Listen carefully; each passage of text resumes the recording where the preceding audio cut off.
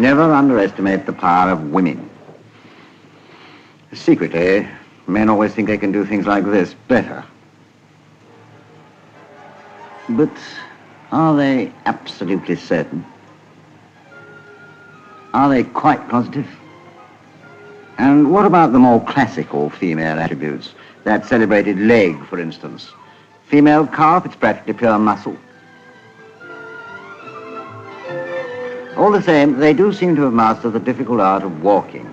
And whether the shoe is up to date or down to earth, there's no doubt the lady is going to get there in the end.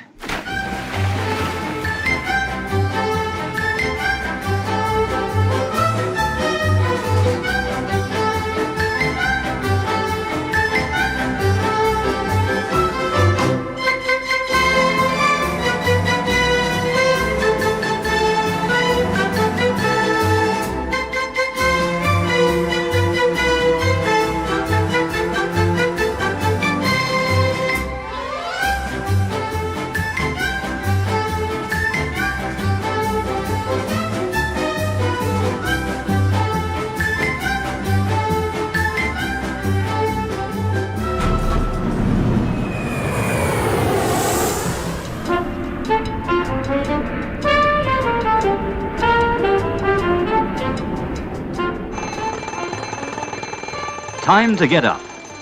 Alarms are going off all over Britain. It's the start of another working day for millions. And today in Britain, nearly 8 million women go out to work. Pat Rossiter has a job that many girls dream about. She's an air hostess, one of well over 1,000 employed on British Airlines.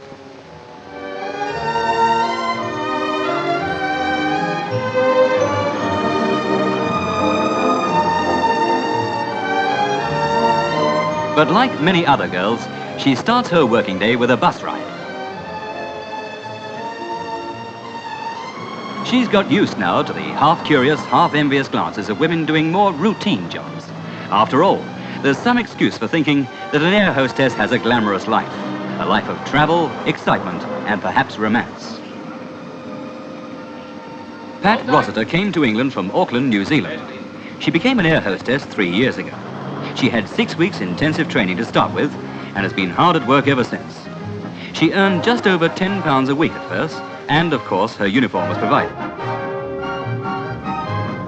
The day before the flight, hostesses check the stores they'll need. 3 maps, and the first aid, publicity, service trays 2, tea towels, dishcloths and soda size.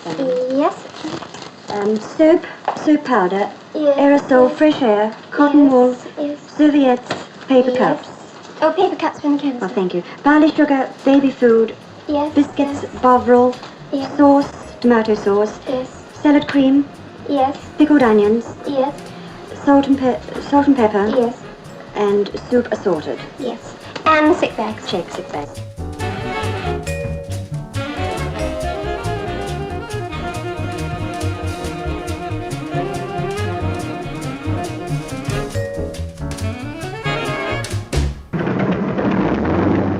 Once the plane is on its way and the passengers comfortably settled, the meals have to be prepared. And serving 40 or more hot meals in 15 minutes takes some doing, especially in such a small space. It's just a matter of keeping cool and teamwork.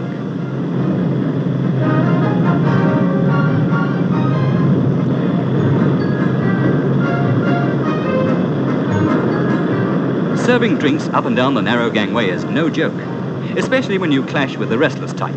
Excuse me, please.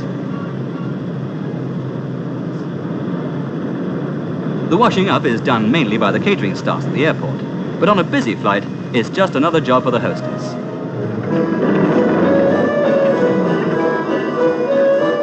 Another flight over, and the hostess is the last to leave the plane. To her, one airport looks very much like another, and Pat doesn't find this one exciting.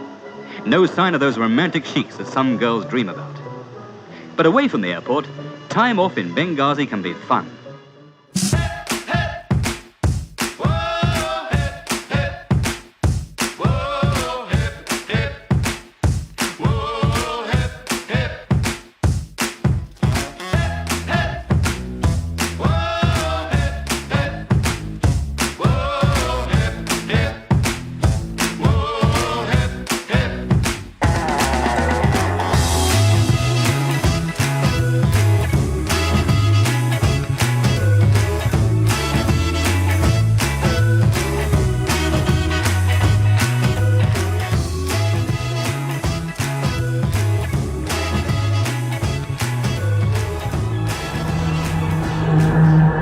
some of the girls who annually join the Women's Services, in this case, the Women's Royal Air Force. Girls who are trained for men's jobs on RAF stations at home and abroad. Any sort of job, except flying or navigating a plane. More than 250,000 WAFs served with the RAF during the Second World War.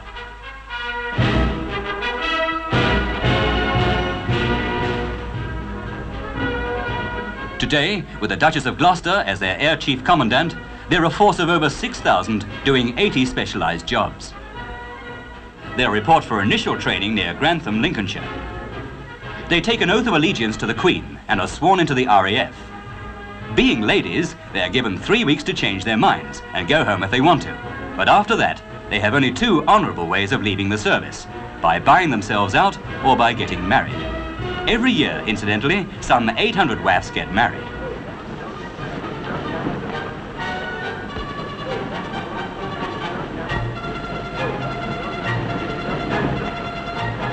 In uniform now, the new recruits go through a basic 6-week course. RAF history and lecture rooms. The main reason for this basic training is to make them want to be part of and enjoy community life. But personal likes and dislikes, such as favourite hairdos, are not forgotten.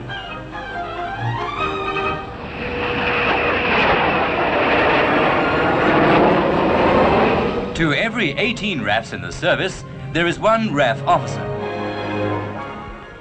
As RAF cadets, with white flashes on tunic lapels and hats, they take a 3 to 6 months course.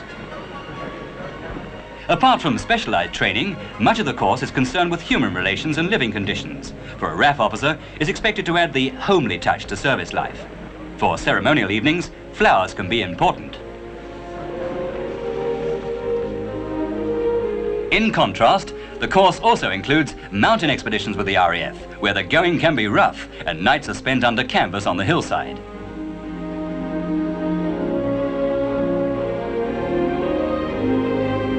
These girls may become secretarial officers, join the education or equipment branches, specialise in catering or technical subjects.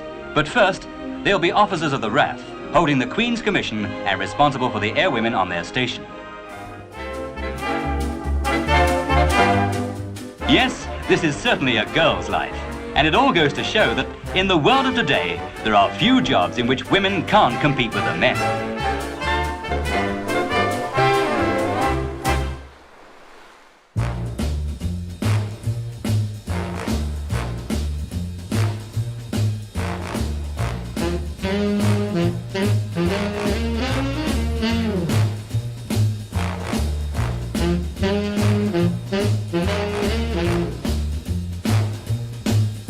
Outside John's Transport Cafe, girl aged 16, 5 feet 7 inches, reported missing from home.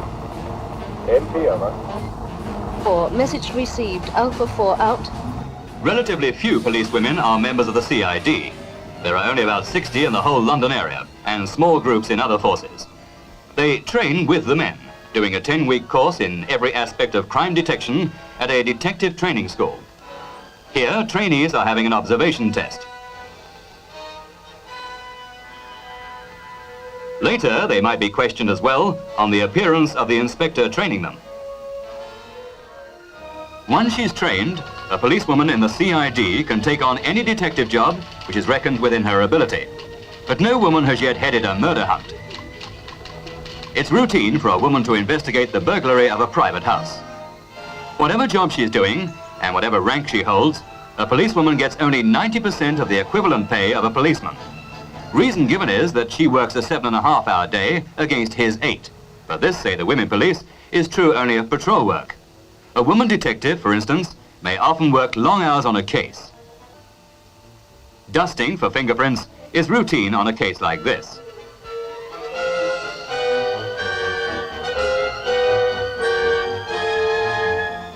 A scrap of wool may have come from the burglar's coat.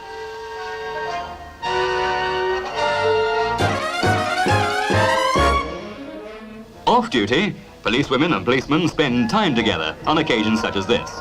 At the Glamorgan Police Social Club, a policewoman shows off the new summer uniform in which Glamorgan leads some of the other police forces.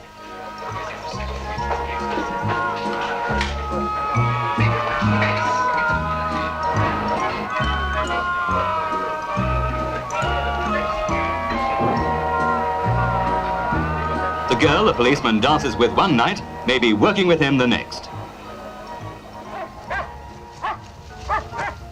In London, policewomen do a good deal of night patrol work in the club areas, such as Soho. One of their main jobs is to prevent young girls getting into trouble.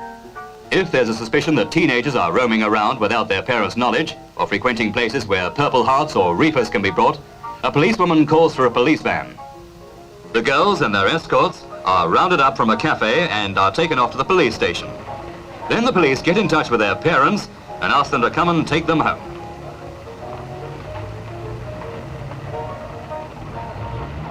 In country areas, or on the outskirts of a city, patrols are often done in cars or small vans or on scooters.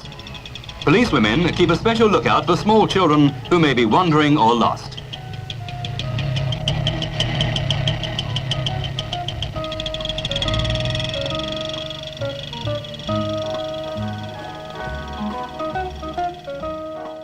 Women police do regular street patrols just like the men. And the policewoman must always be ready to do anything in an emergency. Anything, in fact, that a policeman would do. She doesn't normally direct traffic in a town if a policeman is available. But if he shouldn't be, and she can see a traffic jam building up, she takes over. Which all goes to show that the arm of the law doesn't have to be masculine to be effective.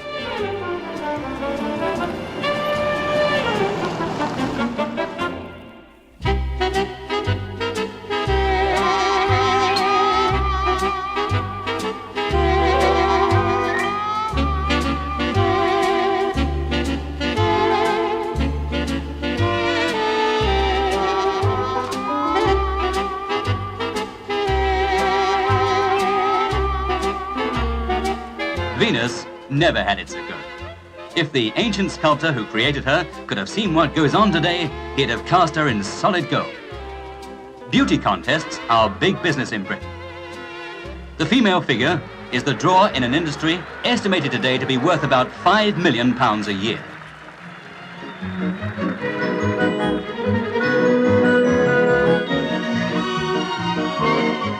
No matter how you look at it, the suffragettes never knew what they were starting when they demanded votes for women. Votes can mean thousands of pounds to the queens of the beauty game.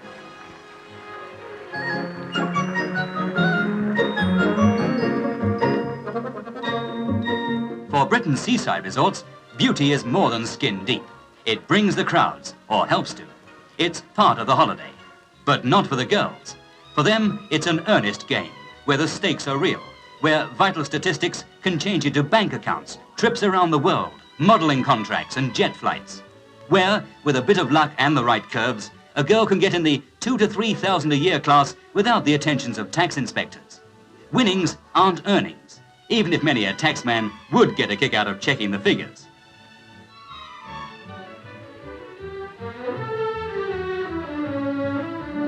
It's a competitive world, a clothes-off world, in which a girl's best friend is a tape measure.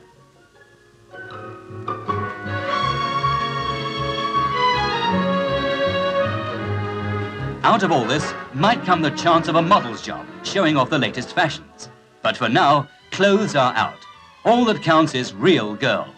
Padding in swimsuits is against the rules, but this contestant needs no artificial aids anyway. Makeup is important, and hairdos and cosmetics are among the main items in every beauty queen's accounts. Here, complexion might mean just the difference between winning and lining up as just another also-ran. For this is a game in which everyone, more or less, is built on the right lines, in which every rival has what it takes. The battle is on, the battle to please. For a few brief hours, they're in the spotlight. Secretaries, typists, hairdressers, school teachers even, from all parts of Britain.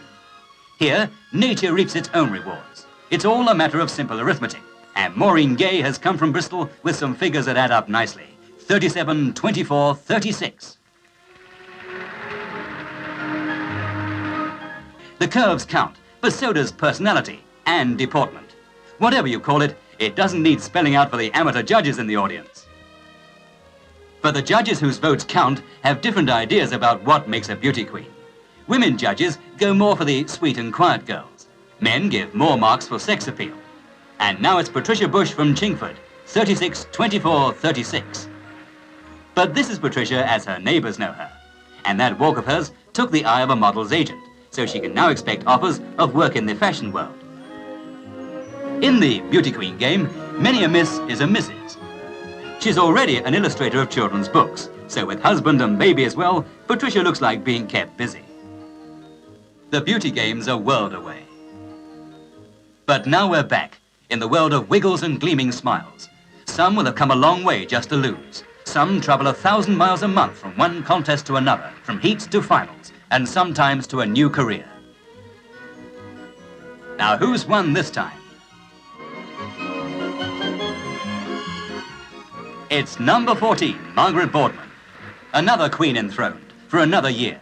Another queen in a world of queens. Miss Thames, Miss England, Miss Scotland, Miss United Kingdom, Miss World, Miss Universe, to name just a few. In America, they've even got a Miss Seafood Princess. For Margaret, another title, and back to the workaday life of Lancashire. Already, as a result of an earlier contest, she's a professional model, working in Manchester but living in Wallasey.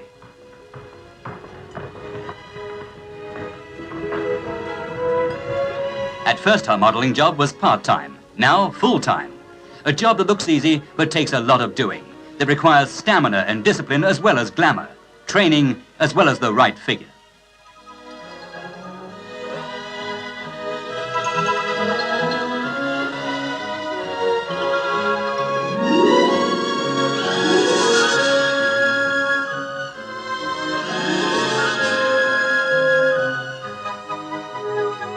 Thousands of girls earn their living as fashion models, and thousands more would like to. And every girl who goes in for it wants to be a top model. More often, they end up like this, working in a good wholesale dress house. And only about 20% of their time is spent modeling. So they switch to several other jobs in the fashion house as well, such as sewing on labels, keeping fashion records, helping to cut out, and even delivering garments.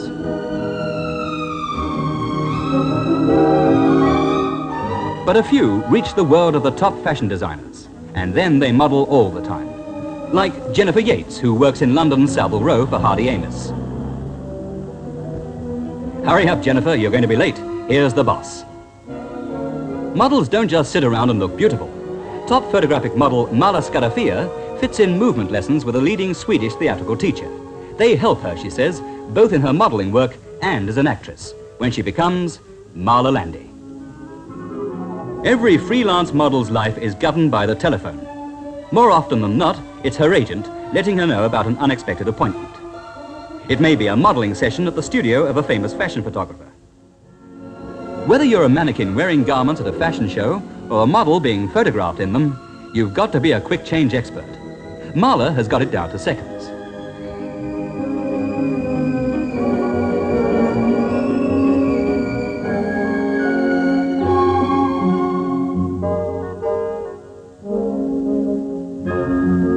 So now you know how those glamorous fashion pictures are made.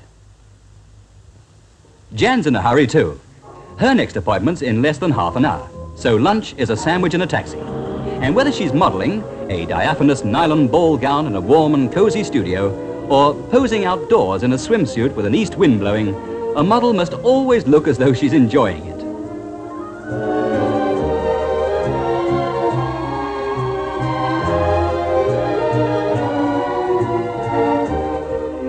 Every girl who wants to become a model dreams of being like Barbara Golan, the greatest of them all.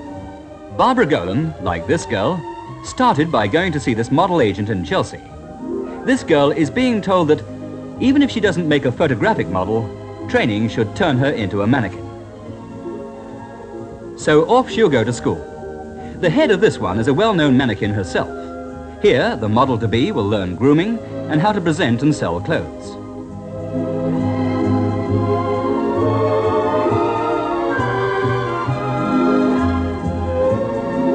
The peak of every mannequin's career is to model clothes before members of the royal family, as here at Rudding Park near Harrogate, beautiful home of the Radcliffe family, in the presence of the Duchess of Gloucester and 1,100 other people.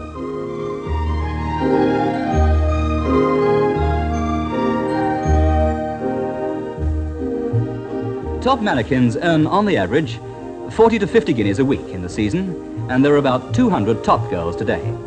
On the photographic side, top models earn at least that every week, but they're an exclusive company, perhaps about 30 of them. That's a pretty far cry, girls, from the hundreds who work in wholesale fashion houses and sometimes don't earn as much as a typist.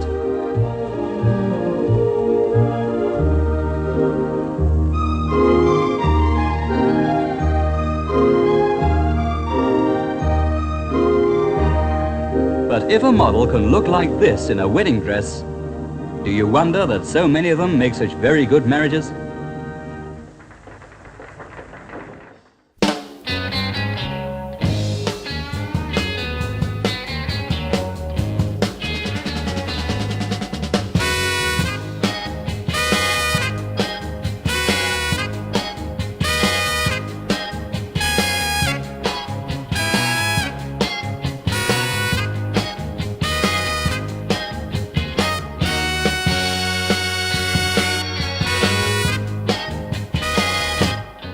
Though the season doesn't officially exist, Debs like Wendy Don, daughter of a former American diplomat in Britain, and Anna Collins, whose father made a post-war business fortune, go through a 10-month stint which will cost 400 parents anything up to £500,000.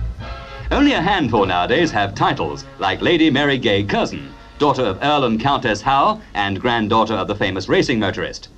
Most Debs are within a few months of 18. About half have been to school together. Parents of about a third are friends themselves. Most Debs go to Royal Ascot, for the way a girl is known to be coming out is simply to be seen around, in the right places, of course. You couldn't do the season for much under £500. Parents splashing it about a bit could put £5,000 into the national kitty. Apart from that small cash question, any girl can be a Deb, given the right sort of friends to go along with. Like Ascot's royal enclosure, the Deb world is no longer hard to enter. When the presentation parties at the palace ended, so did the need for a sponsor who'd been presented in her time herself. It's still necessary, though, to have someone around who knows the form and can train the girls. The pace of the season needs stamina. There are 200 slap-up dances in the season, usually 4 on summer Saturday nights, and as many smaller hops and chattering cocktail parties. The 4th of June at Eton, when the school turns itself into a summer garden party, is another checkpoint in the Debs' long rally.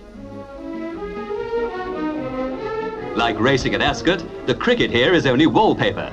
Meeting people, school friends, new faces, possible partners is the main thing.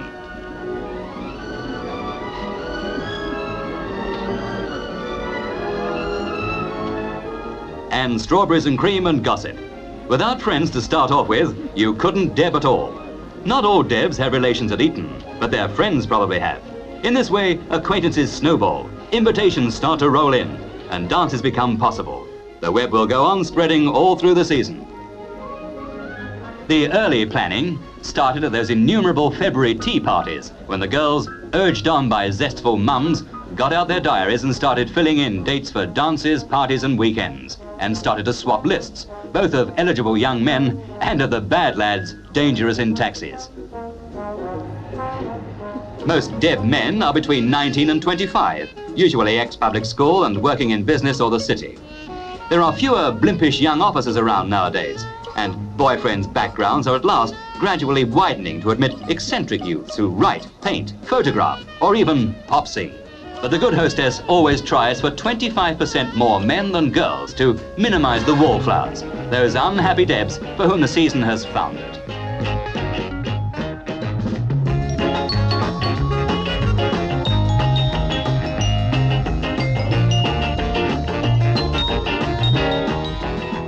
Like the party, the season's finally over too. Generally over-glamorized, it's a circus of mutual expensive entertainment within a very limited set. Often newly rich parents are the real promoters, pushing Debs forward into the set they think is smart. Sheer snobbery, of course. For the pretty girls and the eligible bachelors, it's one long giggle. In the words of one Deb, it's a bit of fun love between school and the old 9 till 5 and the looming kitchen sink.